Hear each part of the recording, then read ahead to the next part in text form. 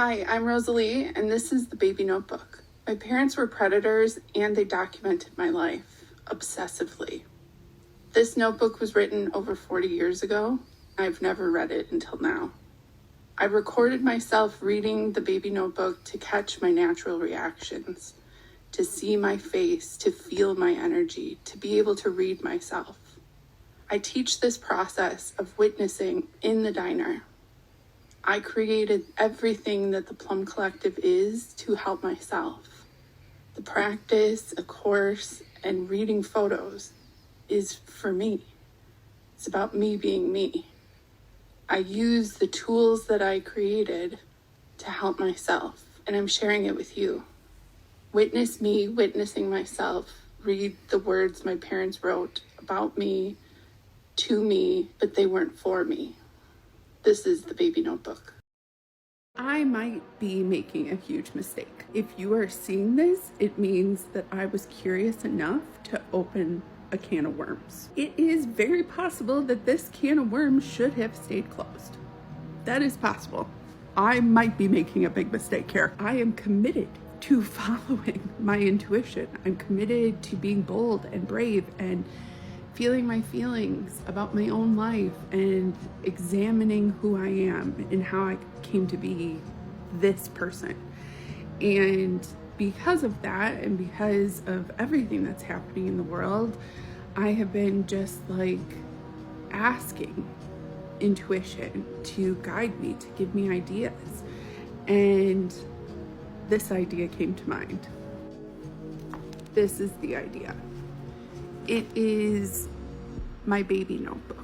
It's a notebook that both of my parents wrote to me in before I was born, up until I was 3-ish, and then there's an entry from when I'm 10 and one from when I'm 17.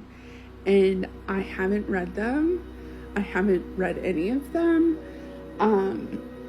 I just knew that this notebook existed, and I have a complicated, that's a nice way to put that my parents were.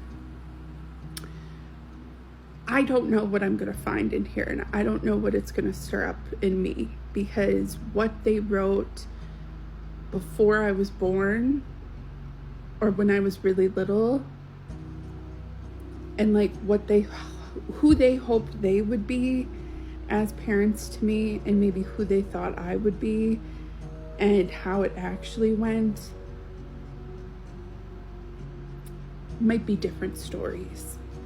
And so it's a can of worms. I don't know what I'm going to find inside of this notebook. But I think a lot of people who have experienced abuse and neglect, and just a lot of people, just everything, we often don't see the future or think that we're going to age, or 40 is like a year that I just never thought I would see. And now I'm 6 months until my 40th birthday, and thinking about taking an entry in here every day and making this a series about like before I was born and before I'm 40 felt interesting to me, felt like something I was willing to try. So, day number 1 of Baby Notebook. Okay, here we go. Welcome to episode 1 of Baby Notebook. This is a notebook that my parents wrote to me before I was born. A little bit when I was up until I was 3 years old, and then there's one entry from when I am 10 and one entry from when I'm 17, and I have never read any of these entries. I just didn't want to. I have my experience of being their child and the experience that I think that they probably wrote about. It's probably two very different experiences. And I just haven't felt ready to read this until now. And so today is the day. The first few entries are not dated, but It seems like this is all mid-September 1983. Dear baby, we found out about you coming to us on September 9th, a Friday. We were at the county fair. Your mama made the phone call to the doctor, and he got on the phone and said, "Congratulations." Your mama and daddy were on cloud 109. We looked at each other so many times and said, "I don't believe it." And the other would say, "I can't believe it either." And then we'd smile and hug. We've done an awful lot of hugging in the last 18 months. That is a sex joke. Page number 1, we have our first sex joke in the baby notebook. We are so looking forward to touching and holding you, our little one, an extension of our love. In the weeks and months to come, baby dear, both mommy and daddy will let you know lots of things that are happening to us as you are being formed. We love you, baby, and we are waiting for you. Grow well and God bless you. Love, Mom and Dad.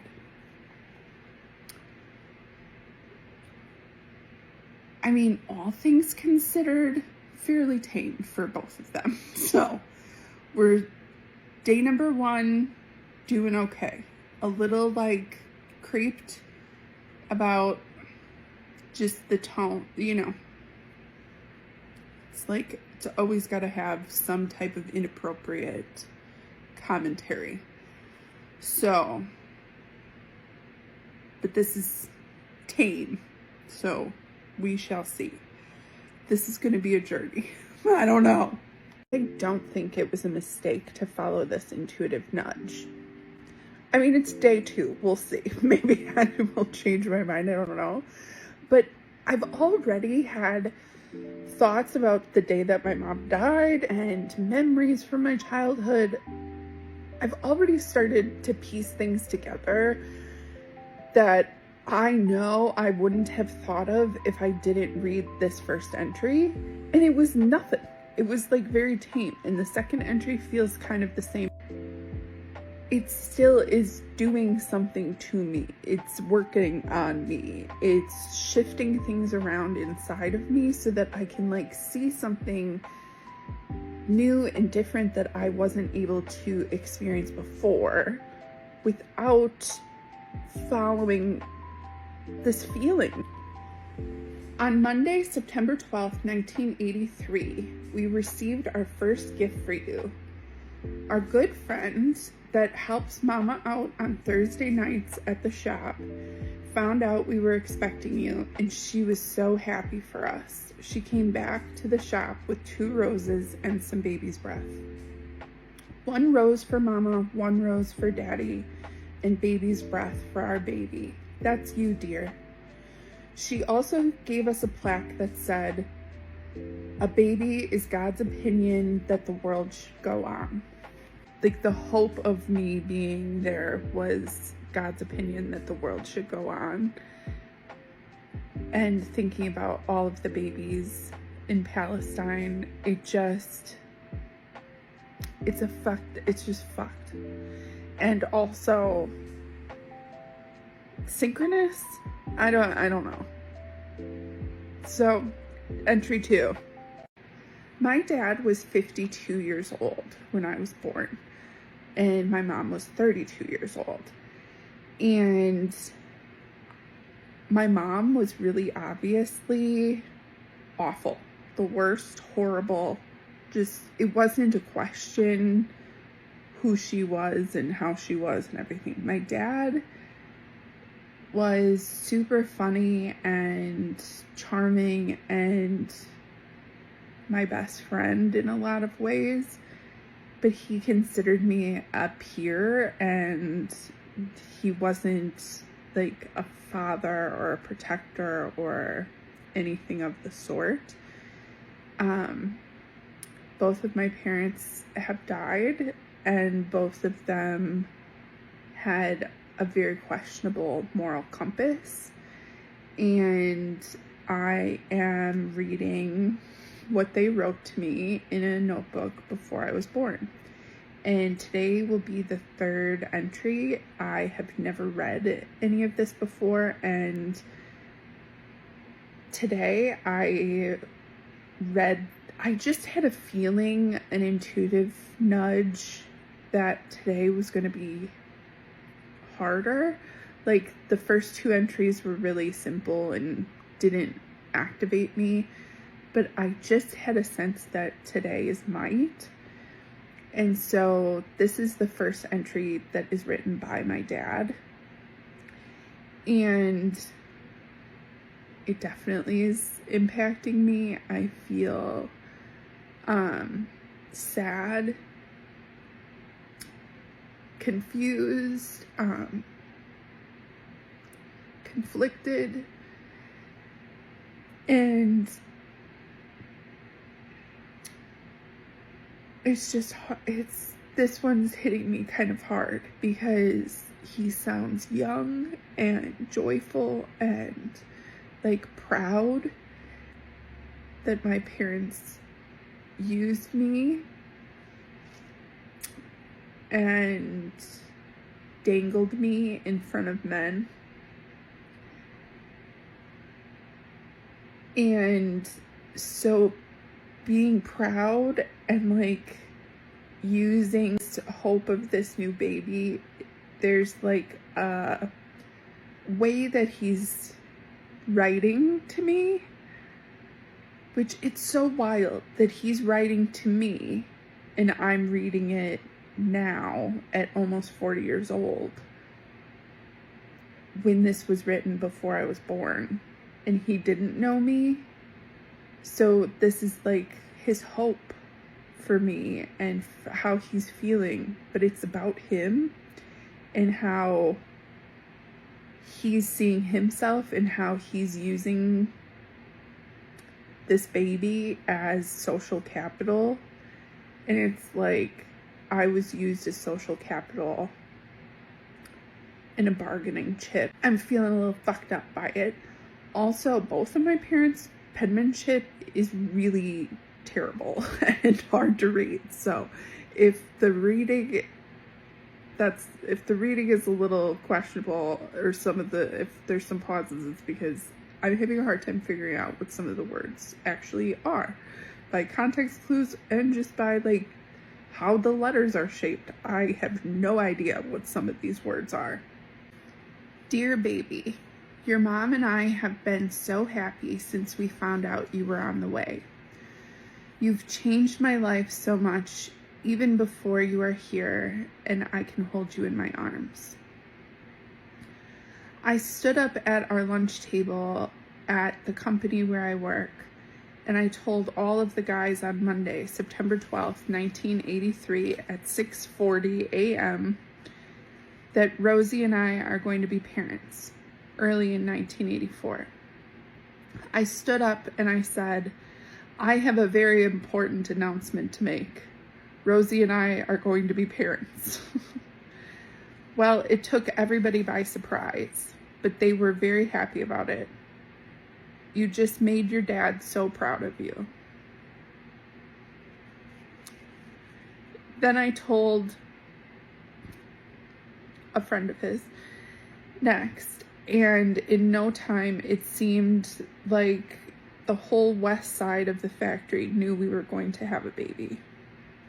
You just put us on cloud 9 with people saying, that's wonderful, congratulations, etc. What a great day for me. Then when I got to the shop, your mom showed me the flowers and the plaque, and believe me, I was smiles from ear to ear. After we got home that night, we began to call members of our family and tell them you were on the way. They were all so happy and surprised too. Mom or I didn't do much of anything, but we did love to tell people about our baby. Sometimes Mom would say, I still don't believe it. And sometimes I'd say it, but now we do believe it. and we are just as happy as any two people have ever been. Thank you, baby, for such great joy. Also, today, September 12th, your mom made your dad a King of Fertility crown to wear on my head. Dad's friend always strutted around as the King of Fertility every time his wife or girlfriend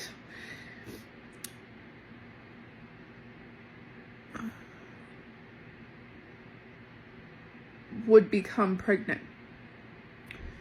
So we thought your dad would dethrone him now.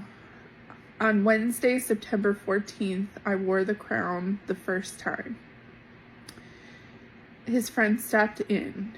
You made me so proud that I could do this, and I had a good time doing it. Your mom went to see the doctor for the first time on Wednesday, September 14th. The doctor said, I can feel you, and you are a good size already. Mom's checkup went real well, and everything is fine. We were ever glad about that. I even pulled the Band-Aid off Mom's arm where the blood test was taken. Ouch. On the next day, Thursday and Friday, we went to some county fair, but we never set up for it. It was raining and cold until Friday afternoon, so your dad went back to the truck and we drove off for home. I guess all of the folks on something hill, maybe? All the folks in some place know we are going to have a baby because someone stopped in at the shop, and once we told her, well, then everybody will find out. She is a nice person, but the news is just too good to keep. I'll let Mom tell you what we did on Saturday, September 17th. And that's the third entry for the baby notebook. The entries inside this notebook were written by my parents exactly 40 years ago. They wrote it to me before I was born, and I have never read what they wrote. When I started this little project, I did not have a plan or anything. I just was following an intuitive nudge. I'm going to be really gentle and compassionate with myself during this process because this is my life, and it is really important to care for myself while I'm doing something that feels important for me to do. For this entry, I just feel like I want to read it for the first time while I record myself, and I might not use this clip, but I want to see what my natural kind of reaction is the literal first time I read the words that were written for me 40 years ago. Okay, we're going to find out what happened on September 17th, because at the end of what my dad wrote, it says, I'll let Mom tell you what we did Saturday, September 17th. So I have no idea. I've never read this before. I'm reading it for the first time with you right now. Our darling baby, on Saturday, September 17th, 1983, just 1 week and 1 day after we found out you were coming to us, Mom and Dad were laying in our waterbed where you were conceived, and Dad said, let's go to Las Vegas and get married. That was at 8 a.m. and in less than 2 hours, we had our plane tickets purchased and we were all set to go. Our plane left at 4:15, and with the layover and time change, we landed in Vegas at 10 p.m. And by 11:15, we were married. We wanted to put this in our book because you are a very important part of our wedding. On September 17th, 83, we were legally married, but your dad and I pledged ourselves to each other well over a year before. So, darling, we wanted to do what was right for you, so we had to put on legal paper what we have known in our hearts. All our families are very happy for us.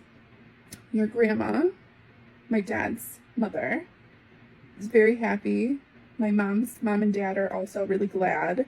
In fact, my mom's mom already offered to babysit, and she said maybe for 5 minutes once in a while, but nobody gets our baby from us.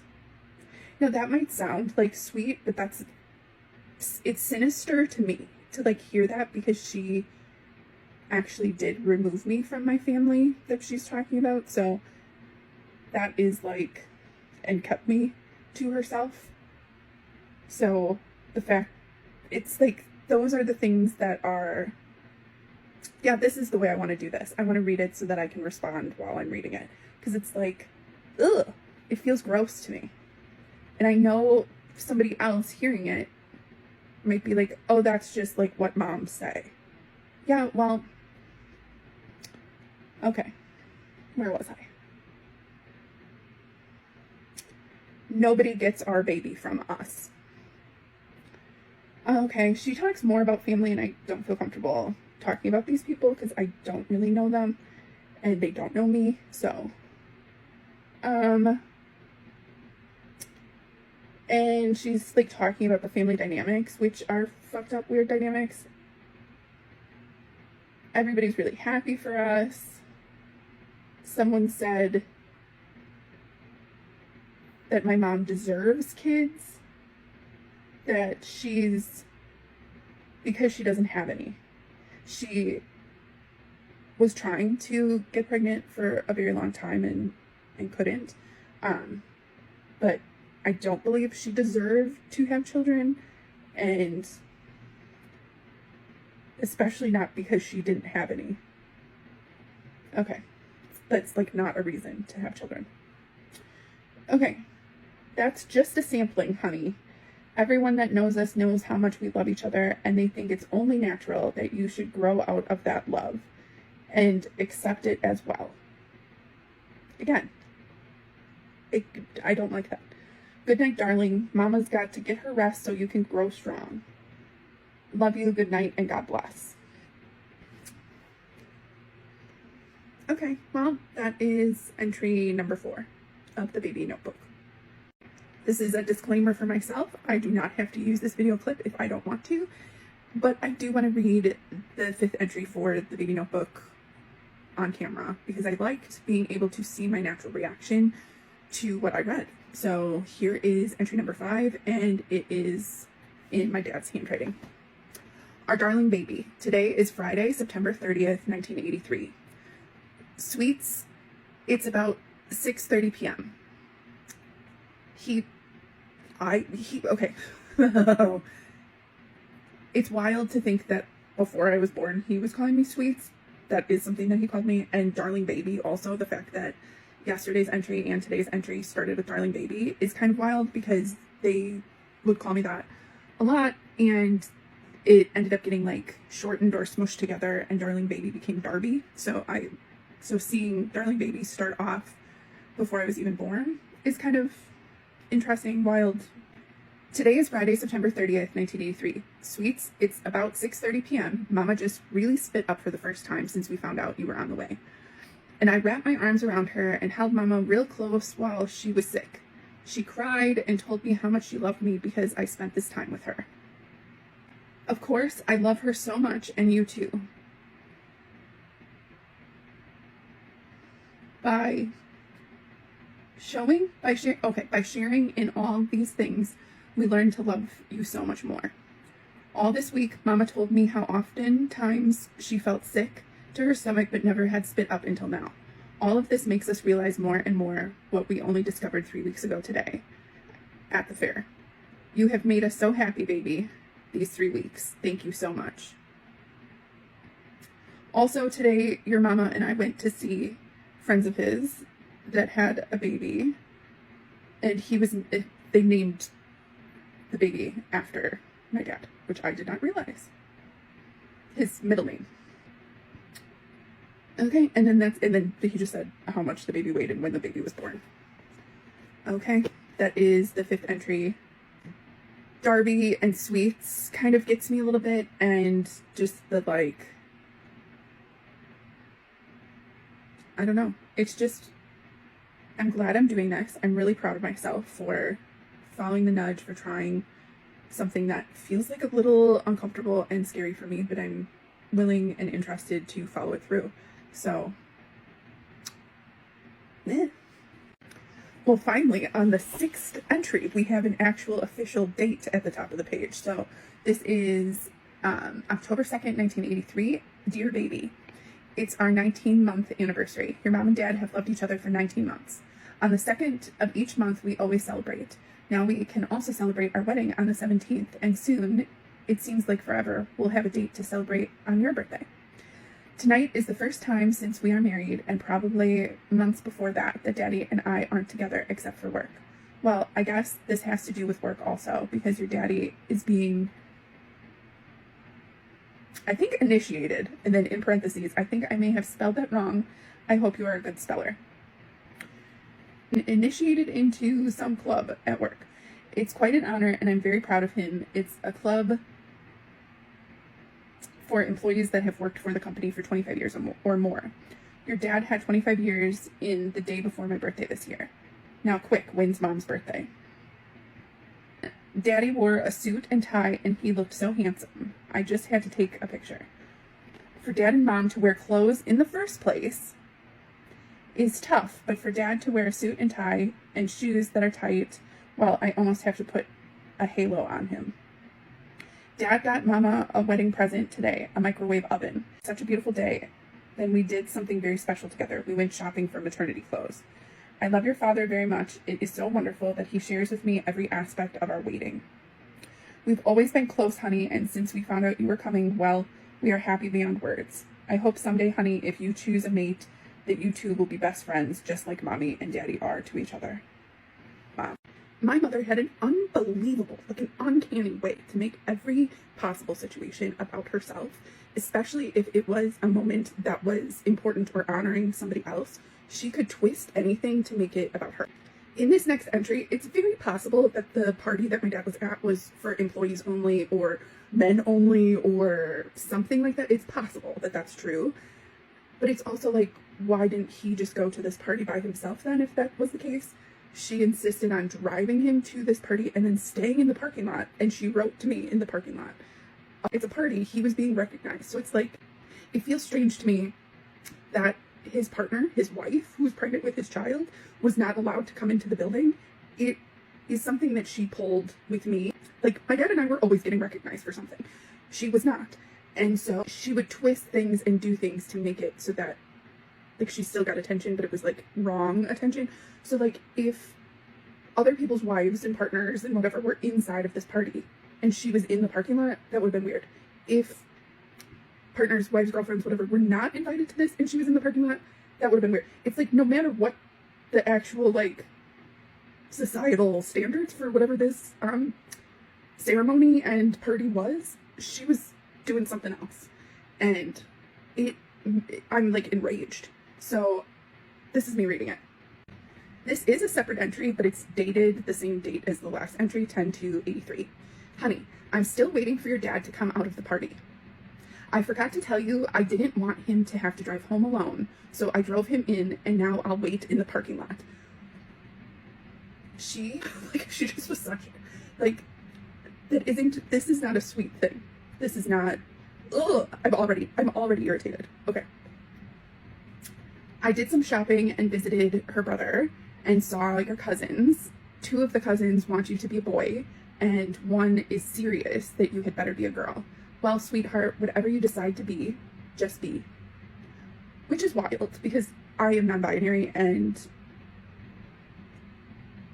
I had to be a girl. I had to be a woman for her. Like, I had to be. So, that's a bunch of bullshit. Okay. Mom, I'm boiling. Okay. Mom and dad want you and love you. Okay. I'm going to read that sentence again because it's annoying. Oh, sweetheart, whatever you decide to be, just be. Mom and dad want you and love you. Anyway, I told Daddy to stay as long as he'd like and have a good time because I want to write to you. When I finished the last page, I realized I didn't want to quit. I feel so good that we are writing to you our feelings. I feel so close to you, and I guess I just like to babble. But I want to fill this book with thoughts and love before you are born so we can read it to you as you are growing up and know and you'll know how much we love you. It's been such a beautiful day today. I think it was about 83 to 85 degrees. Now I guess it to be a warm 70 degrees, but it's getting really windy. Mama had a pretty bad cold, and today it sounds like Pops is getting it. I can feel you moving. I can't feel you moving just yet, but I've been having funny cramps and pains all day. I'm not complaining, mind you. You make me so much more aware of my body. But the doctor says that's normal. I'm looking forward to experiencing 6.5 more months of pregnancy with Daddy, just so the end result is our beautiful child. Dad's not out yet, so I think I'll rest a while and maybe write more later. Oh, here come a bunch of guys. Maybe it's breaking up soon. If not, I'll just wait, because your father is worth every second of every hour. I love him. Okay.